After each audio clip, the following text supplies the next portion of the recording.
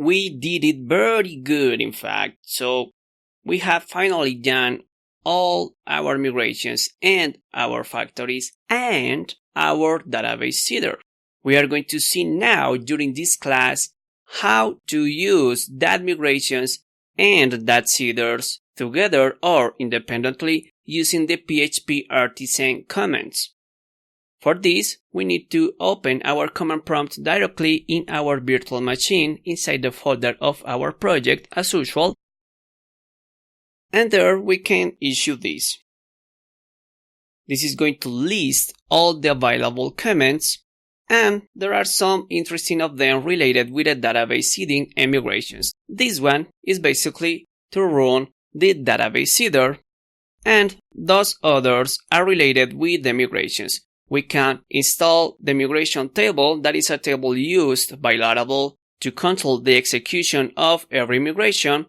We have the migrate refresh in order to rerun all the migrations. It means roll back or reset all the structure of the database and then execute the migrations again. The migrate reset to basically roll back all the available migrations. The migrate rollback to only roll back the latest migration, and the migration status to know the status of each migration. So let's to run all our migrations.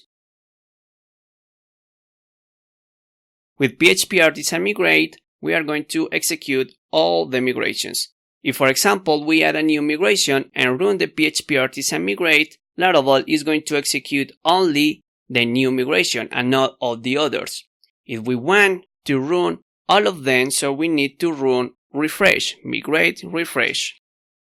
It is going to revert all the changes and execute all the migrations again. Now, once we have the database structure and all the tables there, we are able to run the database seeder. And that can be done using the dv-seed command. So let's see what happens if we execute this. Unfortunately, we have an error, and this is because the system can't find the sellers table, and that is absolutely true because we don't have a sellers table. So what's happening? Well, Laravel is trying to use the sellers table because we have a seller model, and that can happen again for the buyer model. It will try to use a buyers table, but remember that sellers and buyers in fact extends from users, so they should not be using their own tables. They should be using the users table explicitly. So for that, we need to say to Laravel, I want to use this specific table right now and not the table that you are guessing. For this, we just need to go to our code, and because seller and buyer are extending directly from user, we just need to specify that directly in the user model. And that can be done using the table attribute. In that way, buyer and seller are going to inherit this value for the protected table attribute and are going to use that. So if we try to execute again our database seeder, we are going to see that it's going to work properly. When the process is done, we don't have any kind of error. That is very good.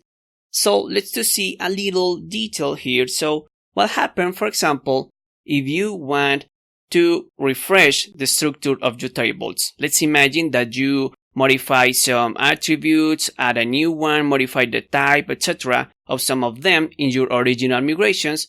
So you want to refresh the structure and then run again the database seeder. So it is a little tricky to do that every time. So for that, Laravel provides us a very complete command. We can use the migrate refresh as we did before, and additionally specify that we want to run the database seeder using this specific option. So if we do this, it is going to roll back all the migrations, run it again as you can see, and then basically execute the database seeder to insert new data. So we are done now we know how to implement our factories and how to use it along with the migrations. So see you in the next class.